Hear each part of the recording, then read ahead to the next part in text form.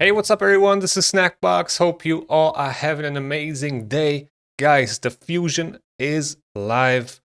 Now, finally, we got something to do again. And yeah, we got this good boy right here, which is surprisingly good considering some of the testing that I saw. The whole community has been waiting for a dog to have a companion for Shayak and the dog synergy and all that, and it's finally here. Kro'khad the Throatripper, absolutely amazing looking champion. I love the hyena style, pretty amazing. It's an attack based champion from the Orcs faction, obviously, and yeah, I would definitely recommend everybody to go for this fusion. The last fusions were all kind of like Hydra orientated with Titus, and now we got another one kind of like made for the same content, right? For boss fights. I'm not going to go over the kit. Most of you probably seen it already. But yeah, pretty amazing. Also, I want to talk about something regarding the testing of this champion. I've, watched a couple of videos, and it seemed like a very common thing in the comment section where people are saying, why are you testing those champions with such a high blessing and relics and all that? Is not realistic. We can't relate. And all I got to say to that is that you have to understand that content creators are testing all these champions always with blessings and relics and all that.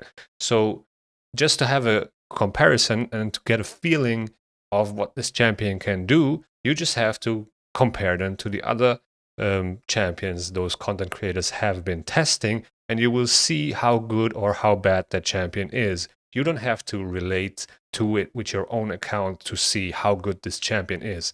That's just something that I want to point out before we go into the fusion plan. Now, it's a fragment fusion, which makes it a lot easier. Pretty cool, to be honest. Now, let's see. So there are 130 fragments. We can get 20 extra from tournament leaderboards, and then we have 55 from tournaments and 55 from events. That means we can skip 10 out of those 110 that are guaranteed from the events and tournaments, and then you can get an extra 20 from placing on the leaderboards, 10 on the champion training tournament here starting next week, and 10 on the champion chase tournament the weekend after next. So from today, we are starting with a dragon tournament, which is pretty nice. We also have the champion training event, so those kind of like walk hand in hand, same as the dungeon divers. So you can triple dip points here from tomorrow. Also, I want to point out the personal reward CVC starting tomorrow, so you might want to wait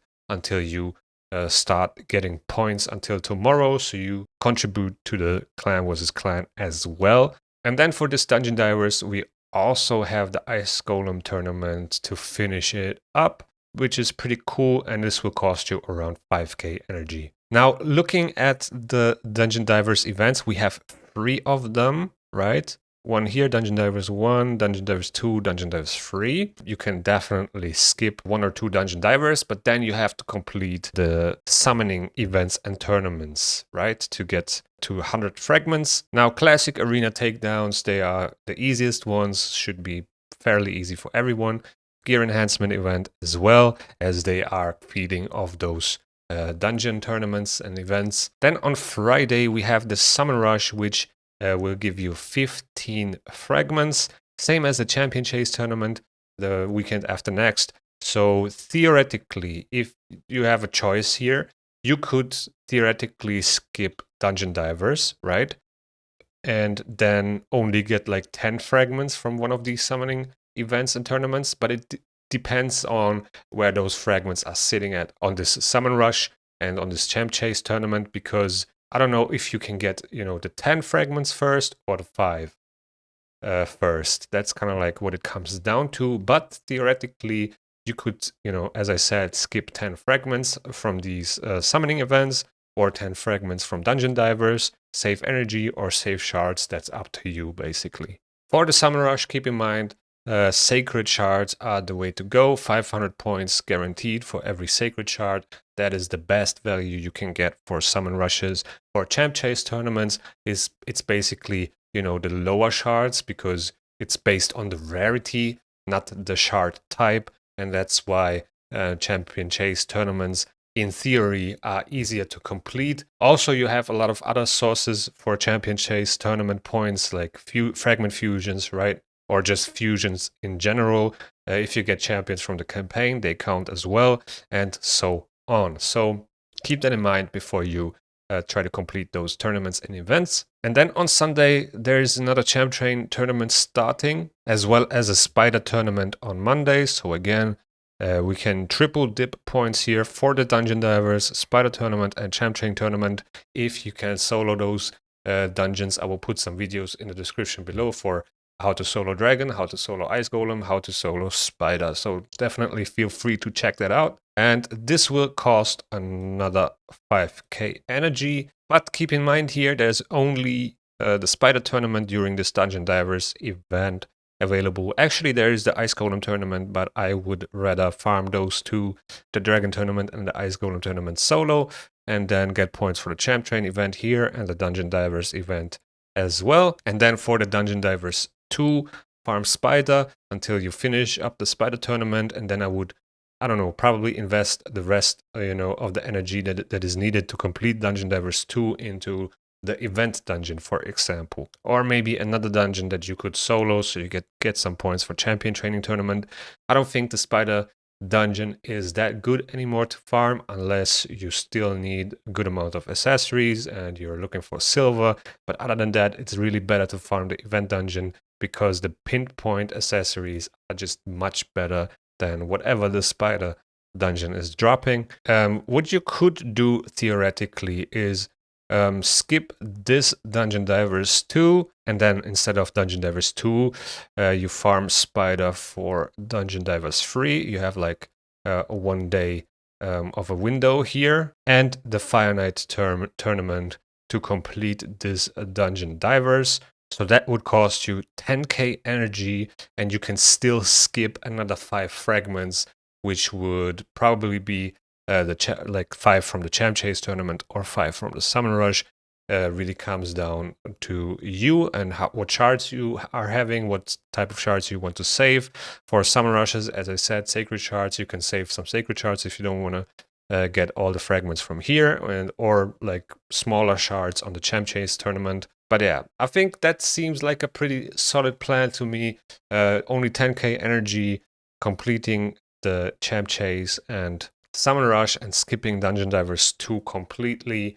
But if you want to save shards, right, if you want to invest more energy than shards, then you could theoretically skip 10 fragments in total, either from the Summon Rush or the Champ Chase, or maybe from both combined. But yeah, I think this is a pretty solid plan. 10k energy, and then skip 5 fragments from the Summon Rush or 5 fragments from the Champ Chase tournament. But it also comes down to if the 5 fragments are in the first milestone, or if the 10 fragments are in the first milestone. All right, but let's take a look at some of the events and tournaments. So the champion training event already started, but as I said, I would wait for the personal rewards you receive tomorrow until you start getting points. So 10 fragments in total from this event, and the last 5 fragments you can achieve by getting 6,100 points. So pretty chill, to be honest.